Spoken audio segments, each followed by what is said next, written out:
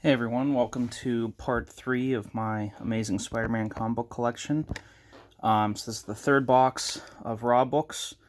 This is going to be the 90s all the way into the early 2000s with the JMS run. So let's get into it. Great. I don't know if this is considered an iconic cover. I think it should be. It's definitely, I think it's definitely popular. So is this one. I think this was on one of the Epic collections. Another really cool one.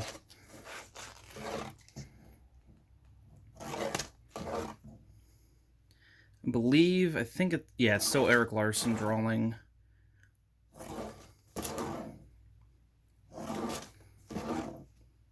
A really cool yellow background.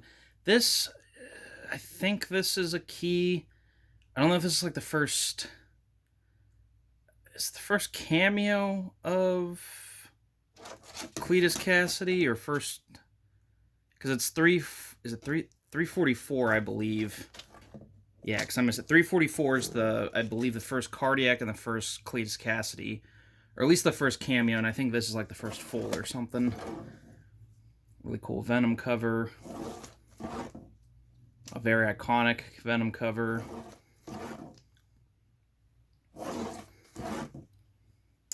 The Black Fox, kind of a dumb character. Dr. Doom.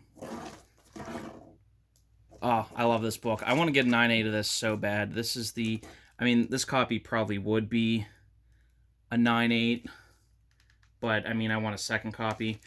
This is I believe this isn't the first Mark Bagley Spider-Man art, but I think it's the first where he takes over doing the title with the cover and the interior.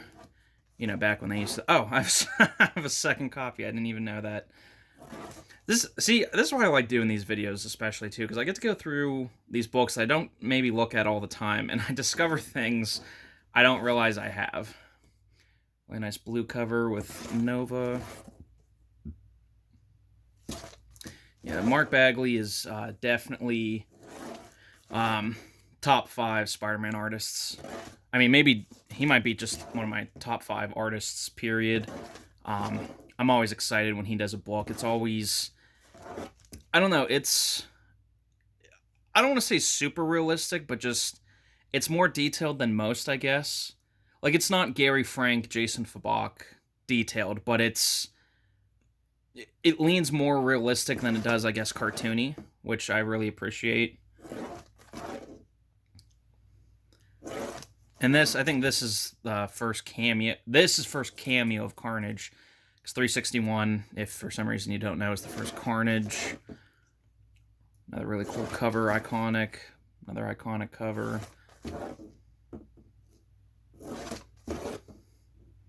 Red Skull. I think this is where...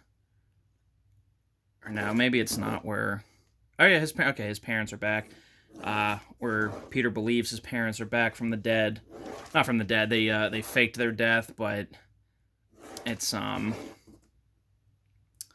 really them, it's robots that Harry Osborn made just to mess with Peter's life further. I really like this cover too. I don't think this gets a lot of recognition. Gold foil. I think this is a key. I think this is the first Anne Wang or whatever, the girlfriend of Venom. I don't see why that is important because she dies, but cool Cardiac cover. Venom vs. Carnage. Oh, the tie into the 14-part Maximum Carnage epic.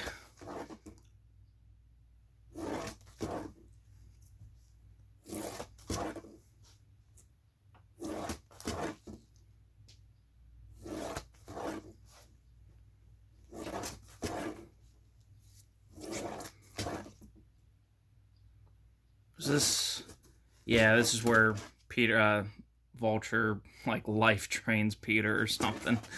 Peter's old. This is the issue where he finds out his parents were actually robots. There's so this is like a foil. I think this is just the regular direct.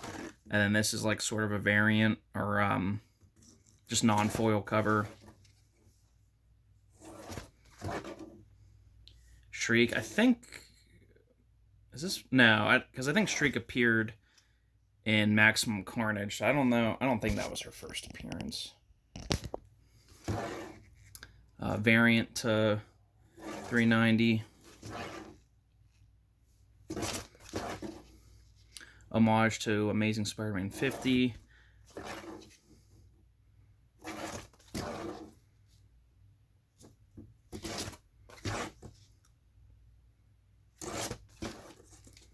Daredevil. I know the reason behind this, and this like arc for Daredevil was dumb, but I really like this costume. I like the black and the red.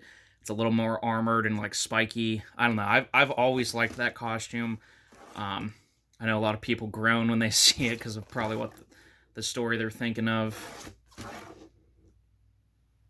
Now we're getting more into the clone stuff. 400. A really well-handled Death of Aunt May issue that, of course, they had to undo for no good reason. But yeah, I really like that story. I like the conversation her and Peter have. I thought it was, I think Aunt May should have been dead a long time ago. I can't believe she's still around.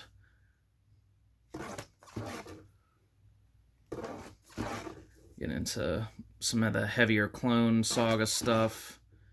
Great cover. Ben Reilly. I really like Ben Reilly. I liked his original costume. I like his sensational costume. I was okay with what they did with him in Clone Conspiracy, even though they made him a little unhinged. But then I was really excited when he came back for right after the Nick Spencer run, where he was going to be Spider-Man again. He was set up with the company. I thought that was all cool until they ruined it all, as they do.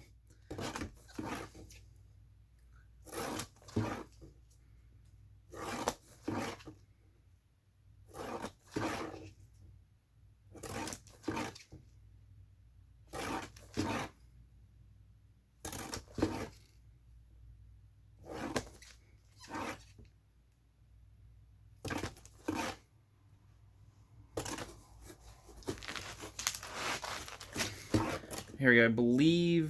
I think this is the death of Ben Reilly and the return of Norman Osborn.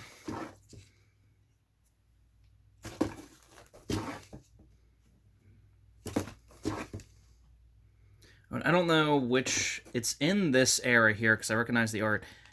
I don't know which book it is. It might have been the Nate Gray X-Men team up.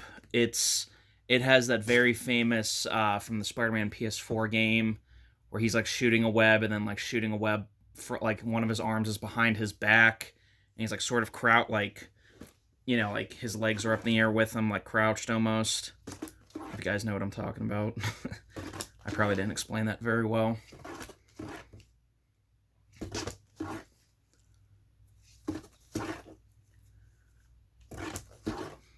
John Romita Jr. covers.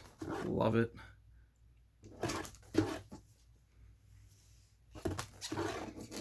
Identity Crisis, where Peter came up with 4 different costume identities. This one, Ricochet, because of the R. I think this is a variant. Ricochet, Dusk, the Hornet, and I forget what.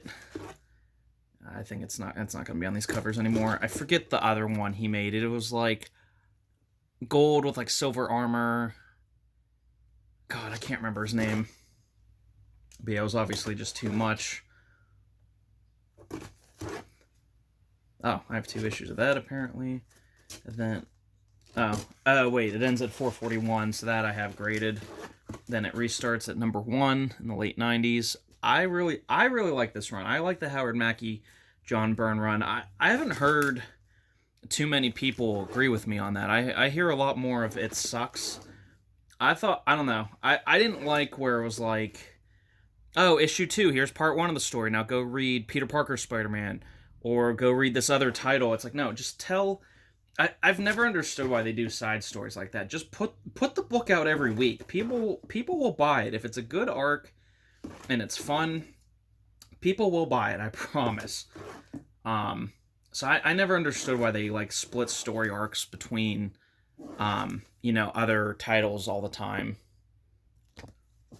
I guess they think it makes them more money, but I'm like, just title it Amazing Spider-Man and just pump the book out more. I mean, I don't get it. But that's why I'm not in charge of these decisions. Yeah, this is this thing. Yeah, I think this is where MJ dies in a plane crash, but she's not actually dead. And then, everyone always criticizes this. I see in videos all the time, like, oh, Peter made out with a 15-year-old. Go, first of all, he was exhausted and tired and beaten up from a fight and took, like, the brunt of a blast for this chick, Maddie Franklin. And she whips off his mask and kisses him, and he immediately stops it. So, like, Peter didn't do anything wrong. He was taken aback, okay? So he's not, he's not, like, a pervert or anything. This I know, this is a key, I think, too. This is the first, like, time he wears the black suit since, I think, the Symbiote Saga. Or I think it's, like, the death of Anne Wang, too.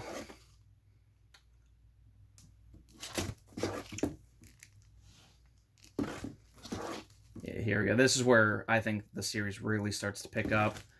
Had some pretty cool stories. There was, like, a flashback with Peter's dad. And, an old buddy he knew. Or an old buddy of his dad's. I think this is just the regular cover, and then there's like a foil edition. Oh, I have 2 foil editions, look at that. Oh, I have 3. I have 3 of them, okay. The squid. I think this is where, great cover, I think this is where Peter finds out Mary Jane's alive, yeah. Because and I know this is also going to be controversial. There's a character introduced, because Harry's living with Randy Robertson during this time, and he's living with Randy, and Randy has a girlfriend, and Jill Stacy, the cousin of Gwen, is like around, like friends with him and everything, and she's interested in him, but he's like not up for it. I liked Jill Stacy. I thought she was a neat character, but I know a lot of people disagree with me, and well, it looks, I think I have some of this stuff out of order. It's just jumped like, oh wait, maybe I don't. Okay, no, I thought I did. I don't have these out of order. They're just graded. That's why there's a big gap. But this is into the JMS run starts with 30, and I know that's a key issue. So 30 to, and all the Campbell covers I have graded, so these are after it. This is a total silent issue, which is really cool. Really love these covers.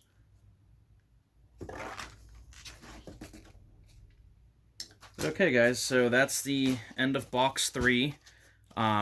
The 90s all the way into, I want to say, roughly 2002. So the next video will be long box number 4, and I hope to see you in that video.